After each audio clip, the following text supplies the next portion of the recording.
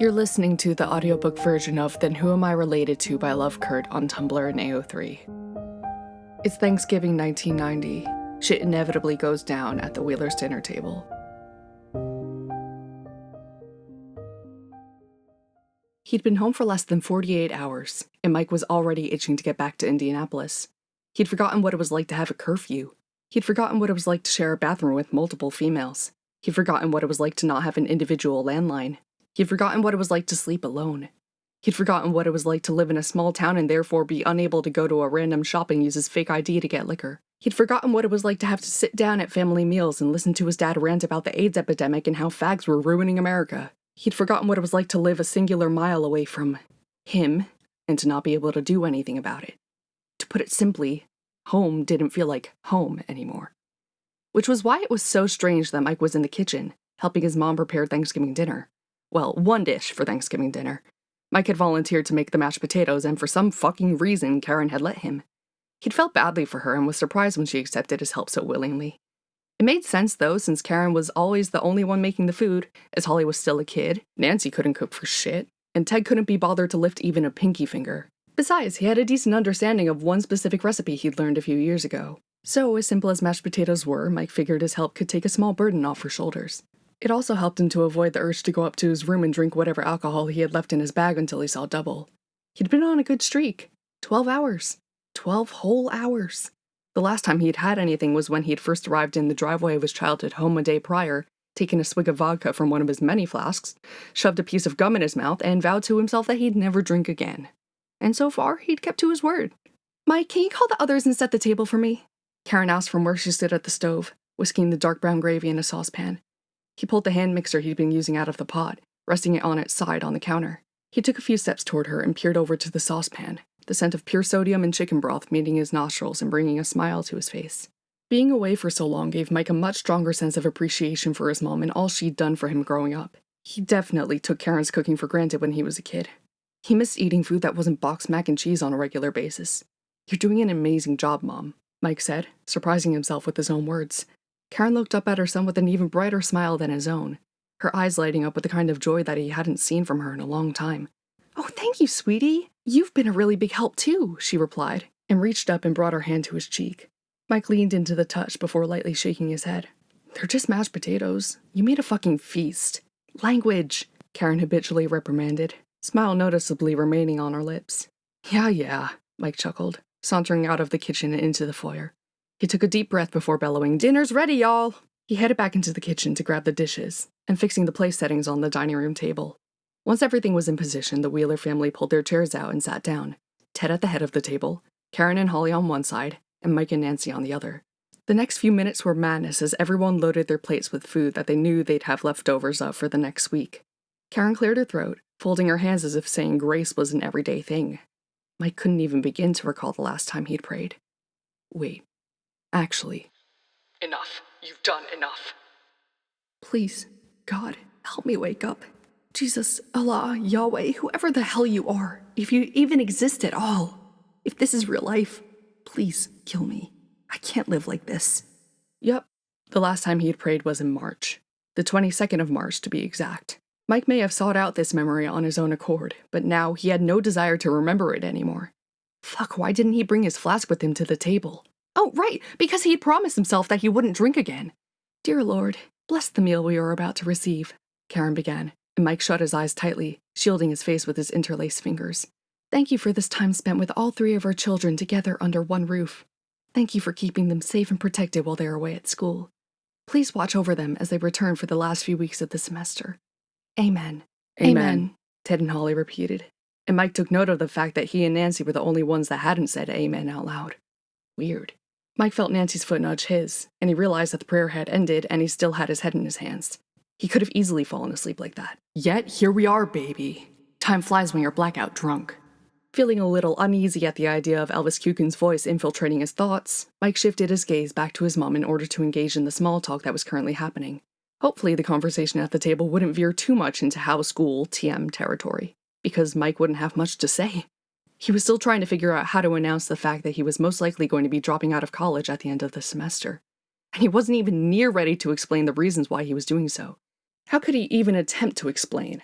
Hey, Mom and Dad, I'm dropping out of college. You're probably thinking, why are you dropping out of college, Michael? Well, for starters, I fell in love with and was subsequently rejected by my best friend in the entire world. You know, the kid who was always coloring at our kitchen table. Yeah, that one. Then, when I moved to Indy, I tried to fill the void that the loss of him created by drinking and hooking up with a series of men who, fun fact, all had the same initials as my ex-best friend. And then, at one point or another, the drinking and sex morphed into addictions rather than emotional crutches, and I got so depressed that I stopped going to classes and I flunked out of literally all of them. Anyway, let's get back to Thanksgiving. I'm fucking starving. Nope. He'd at least wait until after dinner to break the news. He needed to have this one last memory of his parents being proud of him, and the last thing he wanted was to ruin Karen's hard work with his drama. If he could even call it that. Nancy nudged his foot again, a little harder this time. He snapped out of his thoughts to look at her. What crawled up her ass and died? He knocked his foot back at hers, a little harsher than she had, and her expression suddenly turned hurt?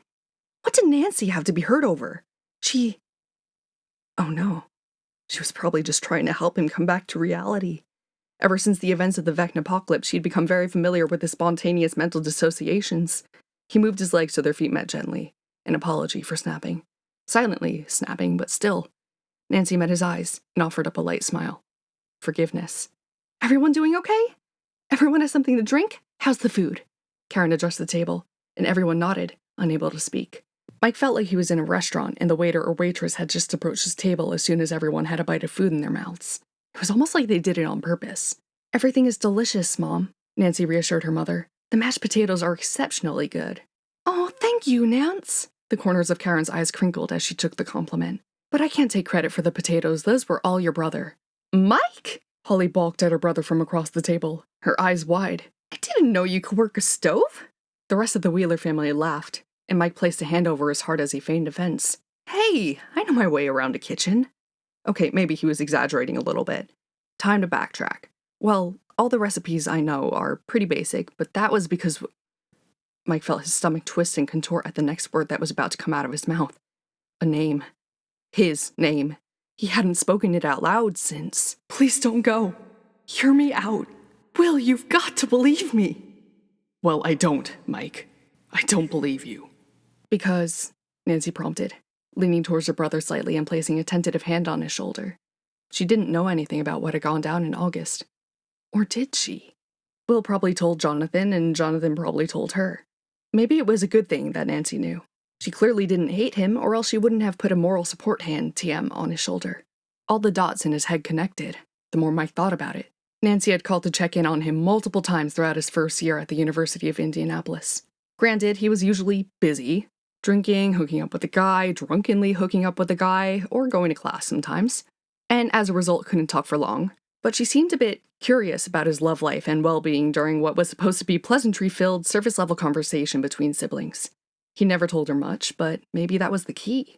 Nancy was a journalist, after all, so she probably used the process of elimination or some shit. Any girls? No, God no. Any guys then? Not really, no. Let's talk about that really. I'd rather not, Nance. Have you talked with Will lately? Oh shit, gotta go, bye, love you. Yeah, she definitely figured it out. Because... why was it so hard to say his name? It was one goddamn syllable. His mind certainly didn't seem to have any trouble playing Will's name on an endless fucking loop for the past 3 months he had been away. And not to mention, up until August 1989, he'd been saying that name out loud since he was 5 years old. Because Will. There we fucking go. Was that so difficult? Yes, Mike wanted to die. Will didn't trust me to not burn down the kitchen. He let out a shaky breath, expelling the rest of the air he hadn't been aware he was holding in his lungs. He cleared his throat, gripping the fork in his hand with an iron fist, and stabbed it into the gigantic pile of stuffing on his plate. Come to think of it, Michael, I haven't seen Will around here in a while. Karen said more to herself than to Mike, but the second their eyes met, his stomach plummeted out of his ass. Are you guys still not talking? I would have assumed you two had made up by now. I know you two were inseparable. Way to rub salt in the wound, Mom, Jesus. Yeah, no, we still aren't talking, Mike said, but figured his mom's next question would go along the lines of him and Will reconciling eventually, so he added, and I don't think we will anytime soon. We broke up? About time. Ted joined the conversation for the first time since they'd all sat down, not counting the grunts and hums every time someone addressed him directly. Ted's bluntness caught Mike so off guard that he choked and nearly sprayed cranberry sauce out of his nose. Ted! Karen exclaimed, her response to anything out of pocket that her husband said, which was pretty much any time Ted Wheeler opened his mouth. Mike grabbed his glass of water and chugged it, still recovering from his near-death experience by cranberry sauce. What? He tossed a hand in Mike's direction. You seriously can't tell me those two weren't gay together. Well, he got one of two things right, and not the one Mike preferred. We weren't, Mike replied, keeping his voice steady as possible. Will and I were never together. And I'm not gay. Will, Byers, Elvis Kuchen, Wyatt Bowman, Wes Butler, Walker Brooks, and Warren Blakely would beg to differ, but Ted didn't have to know about any of that. I'll believe it when I see it, Ted shrugged, shoving an abnormally large chunk of turkey in his mouth. Mike narrowed his eyes. What's that supposed to mean? Ted waved his fork around, pointing it at Mike as he replied oh so nonchalantly, I'll believe that you aren't gay when you marry a woman. Mike gulped and desperately shot his eyes across the table to his mom, hoping that she would come to his defense somehow. It turned out that she had already been looking at him, and they gained eye contact, accompanied by a silent understanding. Please don't tell him. I won't, baby. Don't worry. I'll find a way to get him to stop. Right then, Mike had never been so glad his mom had found him having that panic attack on the day Will left. If she hadn't, she never would have known about Mike's sexual identity, and they probably wouldn't be as close as they were now. Ted, don't be ridiculous. You don't know what you're— Of course I do, Karen. I'm not blind. Ted effectively cut Karen off. Michael isn't in his right mind. Hasn't been for years. That boy corrupted our son with his homosexuality. Karen drew her focus back to her son, her expression apologetic. Well, she tried. Dad, tell me you're not truly that dense. Mike's older sister piped up from her spot next to Mike, whose neck nearly cracked with how fast he whipped it to look at her. Was Nancy standing up for him? This is none of your concern, Ted muttered with the tone that said that's that end of conversation, but Nancy shook her head, lifting her elbows up so they collided with the surface of the wooden table with a sharp thunk. It is when you're acting like a bigot and ridiculing my brother at the dinner table. Thank you, Nancy, Mike breathed, and she only nodded back at him as if calling their father a bigot was comparable to a fucking walk in the park. Seriously, Dad, Nancy continued, reaching out to her wine glass. What is your problem? Mike tried not to think too hard about the glass of red wine meeting Nancy's lips because Jesus Christ, of all times to lose sight of the situation at hand in favor of a glass of motherfucking Merlot, this was not it. Maybe we should all just— Karen, ever the peacekeeper, tried to diffuse the tension. I'll tell you what, Michael. Ted's droning voice caught Mike's attention. I wouldn't be surprised if one of these days you walk in and tell us you've got that disease. If not from the Byers boy, then from some other faggot. Karen shocked everyone at the table when she slammed her fork down onto her plate, the gold-plated utensil clanging against the expensive china. Ted, that's enough. What? I'm just saying, Karen, all this gay nonsense is gonna, Another piece of turkey down the hatch. Bite him in the ass, literally speaking. Mike had finally had it. Fuck you. Michael, Ted said, not looking up from his food. Again. Yeah, language, I fucking know, Mike retorted with a roll of his eyes, pushing himself back from his spot at the table and standing up, so he towered over the rest of his family. His focus reached his father's eyes, and he wanted nothing more in that moment than to pull a Vecna and explode them with his mind. Michael James, sit down. Now. It's a holiday, for Christ's sake. Ted stared up at his son with a sense of mutual disdain, and Mike slammed his hand down on the back of the chair. No goddamn way! I'm not going to just sit here and take your shit anymore. I'm done. Happy fucking Thanksgiving. How's that for language, Theodore? Fucking prick. With that, Mike stalked away from the table, taking the stairs 2 steps at a time up to his room and slamming the door behind him. So much for announcing his status as college dropout, TM. They were probably better off basking in their ignorance. He leaned against the door, dragging his hands down his neck and shoulders in an attempt to contain his boiling rage, but it didn't help. Fuck it. Mike shuffled through his backpack, muttering to himself while trying to find— where was it? What if someone— Oh, thank God. It was still there. He pulled his bunched-up socks out of his bag, unfolding them. He twisted the top off of his flask quickly, not even flinching at the sensation of straight tequila flowing down his throat as he tipped the flask upside down. The alcohol didn't even burn anymore. Mike from a year and a half ago would have freaked the fuck out at this realization, but current Mike simply couldn't bring himself to care. He finished the flask off within the next few minutes. He sat down on his bed, waiting for the buzz to set in. 15 minutes went by, then 20. Nothing. The flask had been full. His tolerance must have increased again. He let out a groan of frustration as he got off his bed once more and reached under his bed for his duffel bag. He pulled out his untouched bottle of Fireball cinnamon whiskey and chuckled wryly to himself. Fireballs were always Will's spell of choice. He unscrewed the cap, raised the bottle with cheers to Will wherever the fuck he was on this fine Thanksgiving evening, and drank until he passed out. Mike woke up a while later, and thankfully it was still dark outside. It was always the worst when he'd knock out, wake up at the ass crack of dawn, and not be able to fall back asleep. Fuck, what time was it? Mike glanced over at his alarm clock, which read 11:16. He had been out for almost 4 hours. Mike took a look around his room and sighed down into his hands. He had a mild headache, but not enough to warrant going to the bathroom cabinet to grab an Advil. He'd survive. He dropped his hands into his lap and took a deep breath in. Tonight was a fucking shit show. He leaned down to grab his backpack, pulled his spiral-bound notebook and pen out, and opened up to the next clean page. The notebook itself was getting thin, since he had pulled so many letters out of it over the past year. He uncapped his pen, set the felt tip down on the paper, and began to write. Dear Will, I think my family might have set the record tonight for the worst Thanksgiving gathering in all of Indiana. Maybe even the Midwest. Dare I say the U.S.? I should call Guinness and try to set up a meeting. But in all seriousness, I think I've reached the final straw with my dad. He's so homophobic, Will. Mike brushed a few tears away that had gathered in his eyes. God, he hated crying. I have no idea what I'm gonna do. It's so hard to wrap my head around. And the only reason why I have to maintain contact with him is because of my mom. They unfortunately come as a package deal or not at all. He can never know about me, which I'm fully aware is a given, but how am I supposed to keep my dad in my life if he can't accept the biggest part of it? And it physically hurts to think about if I eventually have to cut my mom off. A light knocking at the door startled Mike out of his groove, causing him to slam his notebook shut at lightning speed. Who was knocking at the door? It couldn't be his mom because she still didn't knock. It couldn't be Nancy because her knocks were more frequent and persistent. And it obviously wasn't his dad, so that left. Mike got up from his bed and turned on his lamp, padding toward the door and opening it a crack. Holly. What was she doing up so late? And what was she doing in Mike's doorway of all places? Can I come in? She whispered, anxiously picking at her fingernails in the dim light of the upstairs hallway, teetering back and forth in her pink fuzzy socks. He couldn't say no, even if he wanted to. Of course, Halls. He smiled, stepping aside and pulling the door a bit further so she could tiptoe into his bedroom. She surveyed the space, which she probably regarded with disgust at how cluttered it was. He crossed his arms over his chest, sniffing involuntarily. The sound prompted Holly's head to whip upwards and peer up at Mike with narrowed eyes. Are you crying? Mike quickly denied any and all accusations, slapping his palms onto his face in an attempt to dry the tears that apparently still lingered there. No, God no, he muttered. I just got some hairspray in my eye. It's 11:30 p.m., Holly stated point blank. You're crying. Well, no use in lying now.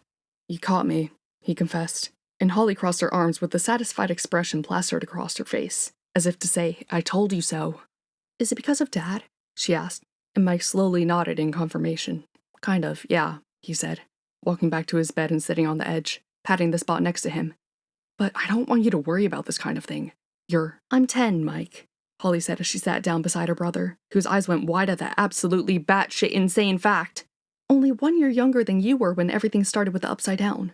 Yeah, Holly, I get it. You're not my baby sister anymore, and that hurts like a bitch. Your point? Whatever you're upset about, I promise I can handle it. Well, that hit him like a load of bricks. His little sister had grown up. Mike nudged her shoulder with his own.